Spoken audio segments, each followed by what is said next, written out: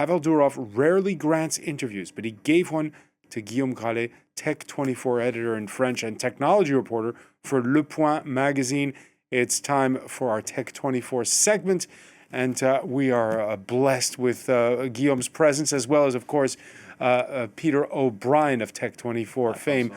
Guillaume, tell us about this meeting and the circumstances of it and the message he wanted to convey. Yeah, thank you, François. No, I was happy to meet with him because I've been looking for this interview for a few years. 8 years ago, I went to St. Petersburg and I saw the school where his brother Nikolai went in a mathematical school, and also I went to Helsinki where he was hiding, and I went to Dubai to find his offices, but I could not find anything. I did not meet with him. But when I had the chance to meet with him in Paris a few weeks ago, he was very focused, very concentrated, a bit upset because he had to stay in France except from a few trips to Dubai for close to a year. And but I had also the chance to meet with him 3 times, a few hours. So that gave me the big time for big conversations. Yeah, the longest interview he's ever given. Longest interview he's ever given. Why at this time? What's the message he wants to get across? Yeah, of course, he wanted to convey a message to the French readers, to everyone, because he's saying it's not right that I'm being arrested in France. If I am arrested, all the head of social media networks or platforms should be arrested, as I am. But I'm just advocate the freedom of speech, and that's not right. And tell me something. These tech titans, they all have in common that they're precocious. Yeah. They're larger than life characters. How did he seem to you? I think he was at the beginning. He was very cautious about what he was saying, but he loves culture. I was astonished about the fact that he loved France. He loved going by walk at night during a few hours, going, for example, to Saint-Eustache, the church. So he loves culture. You know, his father is a great specialist of Seneca, so he's now still living in Russia, but he wrote many books, and I found someone very much in love with France, but someone who doesn't recognize anymore the country where he's living now, because he's got, as you said, the French citizenship for a few years. So at the same time, upset, but very, very focused about also his mission, because he thinks he's got a mission with Telegram. He's saying that other messaging apps like maybe WhatsApp are copying his sense of innovation, and he's got a real mission on Telegram everywhere in the world. So Peter O'Brien portraying himself as the victim here, as being slightly persecuted. What's it all about? Yeah, first of all, great scoop, Guillaume. Love your work. Have to say, though, Tucker Carlson did beat you to the punch a couple of weeks earlier. He went on his podcast, so it was you and Tucker Carlson, the chosen ones for this Pavel Durov interview.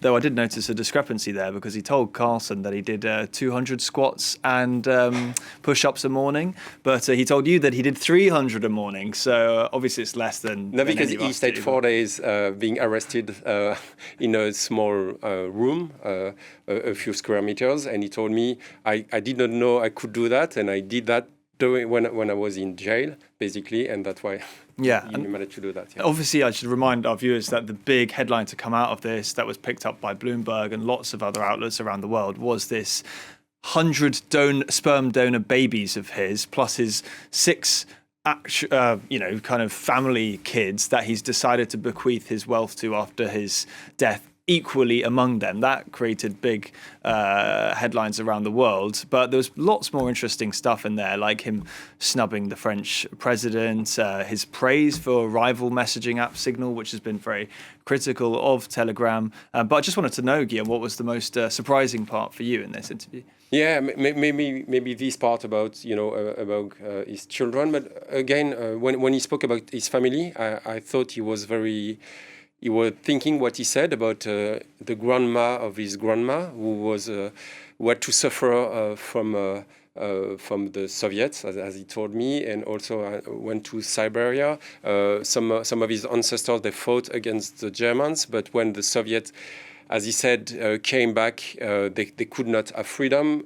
himself, he told me about the first book that he read, and that gave him his sense of to fight for freedom. He lived in Italy from 4 to 8, and he suffered a little bit from that because he was considered as a small Soviet boy. So let me ask both of you here, because Telegram pitches itself as being championing the users encryption. All the apps talk about encryption. Signal does too. You mentioned Signal. Yep. In this particular case, he sees it as a vendetta. But what sets Telegram apart? Well, what sets them apart from what I understand is actually their encryption is quite widely criticized because, okay, it's encrypted when it goes to Telegram servers and when it leaves Telegram servers, but in Telegram servers itself, it's not encrypted. So Guillaume, he talked about this a little bit with you. Yeah, but I would say one of the reasons of the success of Telegram is the big channels. You know, you can have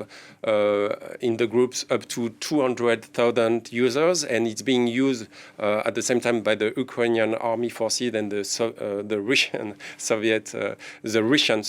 forces, at the same time by the Israeli defense forces, but also by Al Qaeda, because it's like giant blog where you can share pictures, you can share videos, you can share maps. So this is one of the reasons of the success. In terms of encryption, if you do not wish yourself to have encrypted messages, that won't be encrypted by default. Yeah, you have to choose, you have to opt in to encrypted messages, end-to-end encryption. It's not activated by default, which is the subject of criticism from the rivals like WhatsApp, like Signal. And do the French police have a point?